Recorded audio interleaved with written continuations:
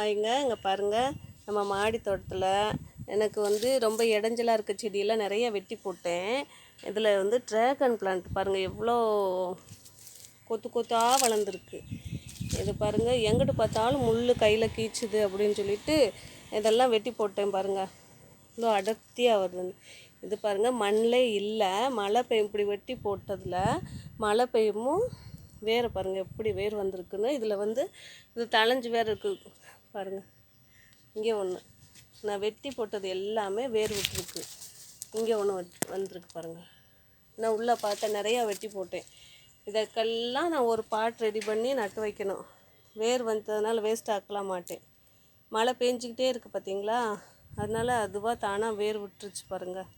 இந்த ஈரம் படப்பட ஒரே ஒரு செடி தான் வாங்கி நட்டேன். ஆனால் நான் பதியமே ஒரு 50 பதியத்துக்கு மேலே இருக்குது. அது இல்லாமல் பெரிய செடிகள் வேறு 4-5 பெரிய பாட்டில் வச்சுருக்கேன். இன்னும் காய்க்கல. ட்ராகன் பிளான்ட் ஃப்ரூட் வளரல. பாருங்கள், வெட்டி போட்டதுங்க எல்லாமே வெட்டி போட்டது.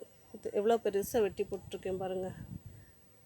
இடைஞ்சலாக இருக்குது. மாடியில் பூவை எடுக்க போனோம்னா கையில் கீச்சுது, காலில் கீச்சுது. அதனால் வெட்டி போட்டு குப்பைக்கு காய வெட்டி தீ வச்சு விட்டுலாம் அப்படின்னு நினச்சி வெட்டி போட்டால் எல்லாமே பதியமாக போயிடுச்சு. இப்போ இது என்ன செய்கிறது? நட்டு தான் வைக்கணும். நான் உயிர் வந்துச்சுன்னா அதை விட மாட்டேன், வேஸ்ட் ஆக்க மாட்டேன். நல்ல ஒரு பெரிய க்ரோ பேக் எடுத்து நட்டு ஓரமாக வச்சிட வேண்டியதான். அப்புறம் என்ன பண்ணுறது? இங்கேயே 3 இருக்குது. நான் உள்ளுக்குள்ளே இந்த பெரிய தொட்டி இருக்குது பார்த்தீங்களா, அதில் ஃபுல்லாக இருக்குது. அதோட இது பாருங்கள், இதுவும் நான் பறித்து போட்டது. இது வேர் மண்ணே இல்லை, எவ்வளோ ஸ்ட்ராங்காக நிற்கிதுன்னு பாருங்கள். வேணான்னாலும் எனக்கு செடி வந்துக்கிட்டே இருக்குது. எனக்கு மாடியில் வைக்க இடமே இல்லை.